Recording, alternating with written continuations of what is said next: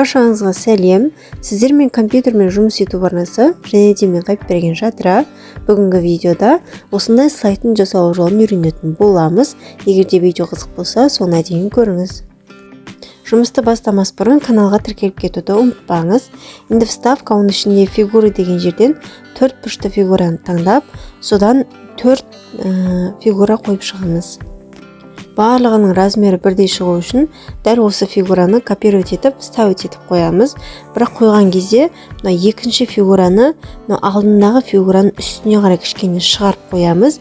Және де мышканың оң жағын басып, на задний план дегенді басамыз. Сол кезде артқы фонына қарай тұрады. Мына фигураны да дәл солай на задний план деп артына қарай шығарамыз. Ал енді осы фигуралардың түсін өзгертеміз. Ең бірінші фигураның үстінен басамын. Жоғарда формат фигуры, оның ішінде заливка фигуридан керекті түсті таңдап аламын.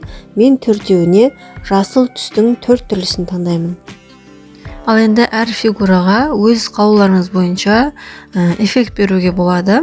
Мен бірінші фигурадан бастайын. Үстіне бір рет чертеміз. Жоғарда формат фигуры, оның үшін эффекті дегенге барып, подсветка деген жерден керекті түсті таңдаймын.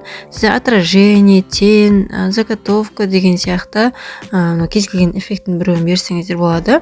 Маған ұнағаны осы жерден төртеуіне де подсветка беремін.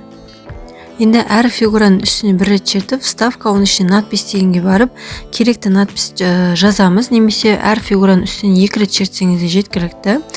Мен каждый фигураға керекті мәтінді жазамын.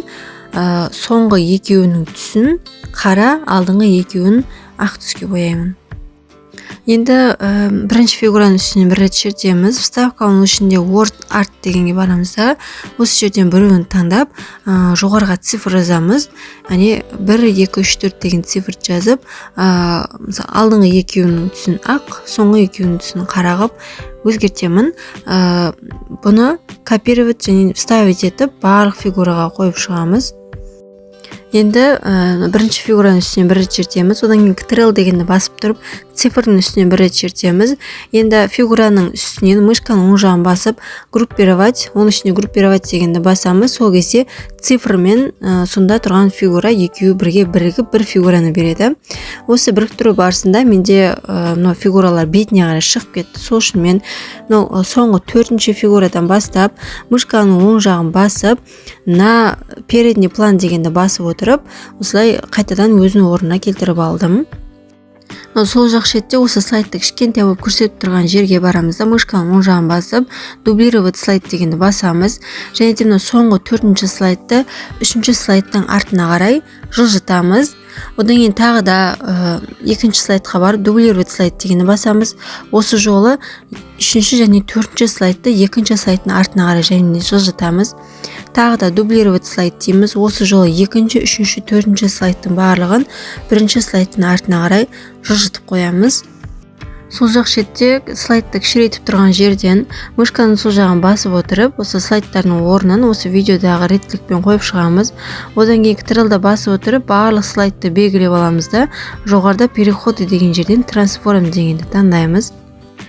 Енді слайдты үлкейтіп қарайтын болсақ, осындай әдемі, ерекше біздің слайдымыз дайын болып шығады.